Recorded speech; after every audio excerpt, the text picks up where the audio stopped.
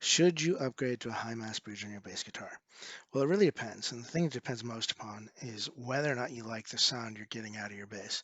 If you are very, very, very pleased, in fact, if you are in love with the sound you're getting out of your bass, don't do this. This will have an impact on the sound of your bass.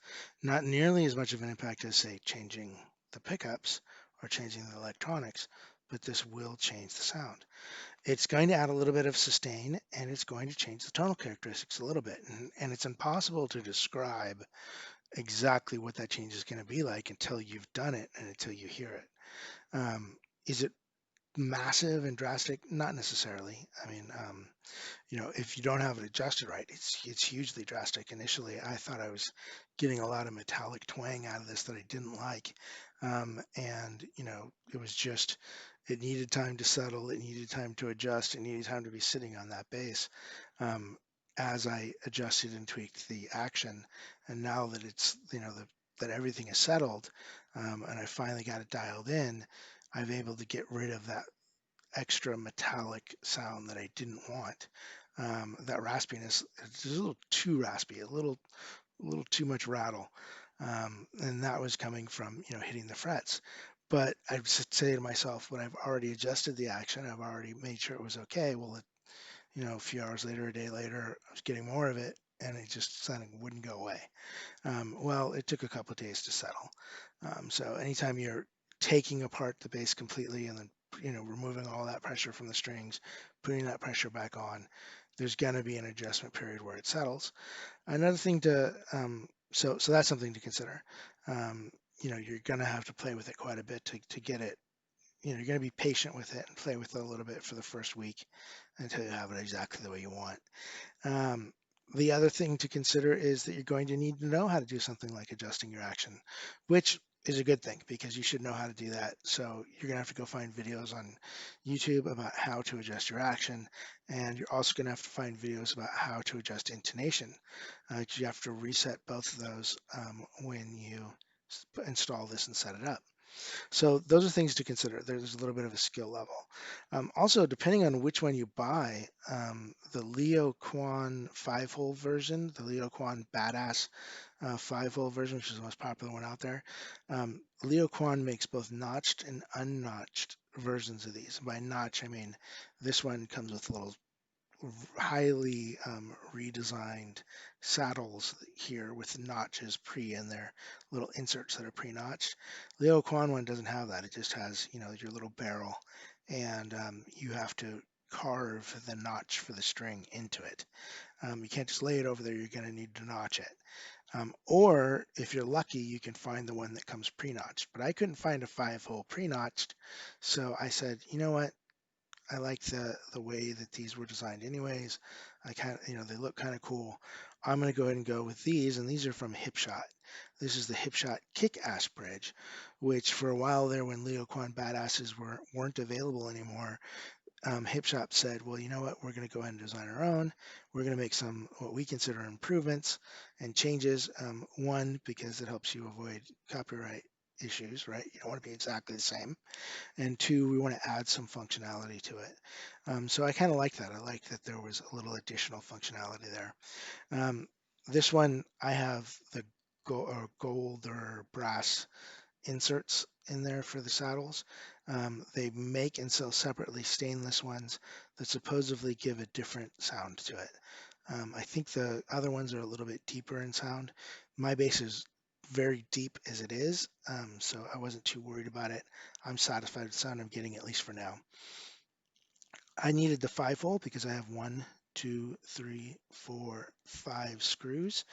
So I needed the 5-hole version. Installing it was very easy. Also, another brand that's out there is called Omega. I didn't go with those because they just seemed a little too cheap. But I am told after the fact that they're actually great quality by other YouTubers that I've watched their videos. So, um, I can't speak to that. I can only tell you that the Hipshot one, I'm very pleased with it. So to install, it's very easy. You remove your strings.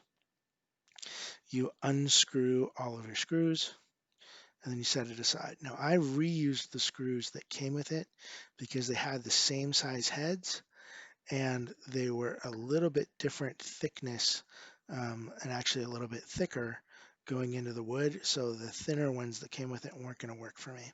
So I reused the screws that came with the base. So that's just something to keep in mind. You might need to consider doing that. It just depends.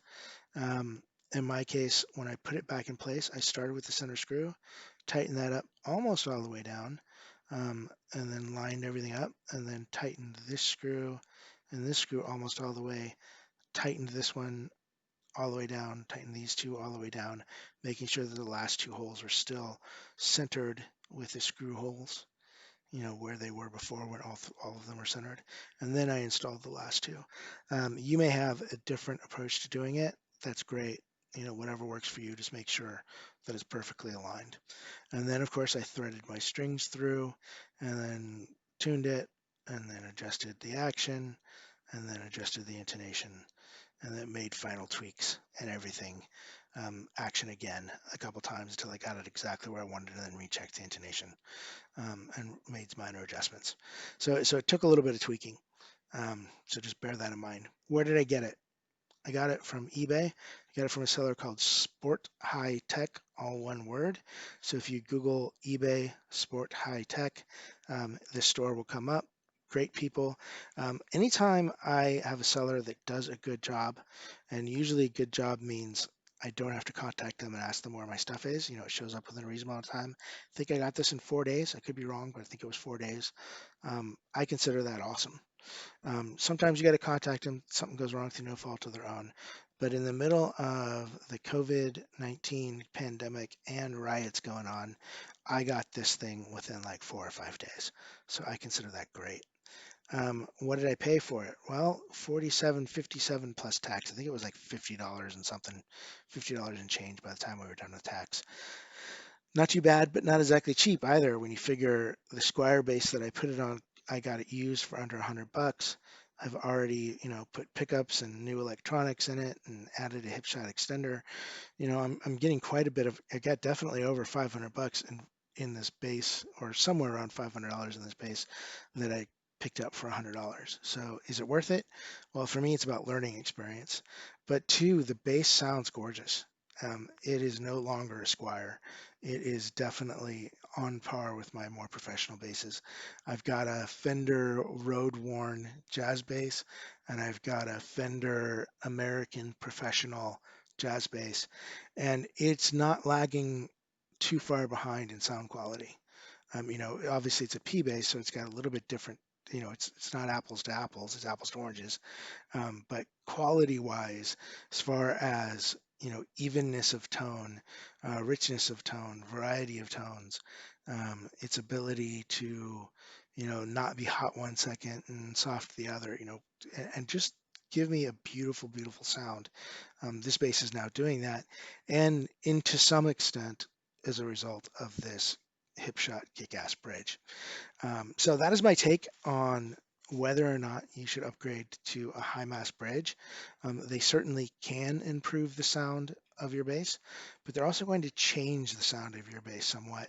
So if you're in love with the sound you're getting, probably not the best idea. Might not affect it too much. Might affect it enough that you're like, I liked it the way it was. Is there any problem with switching back? No, not a problem at all. I don't think thing's going to leave any marks on your bass. I think you're going to be able to just remove it and swap it back out with the bridge you had. But the problem is now you spent $50. So therein lies the problem. Anyhow, please like, share, subscribe. All three help us considerably. And good luck in your bass modding.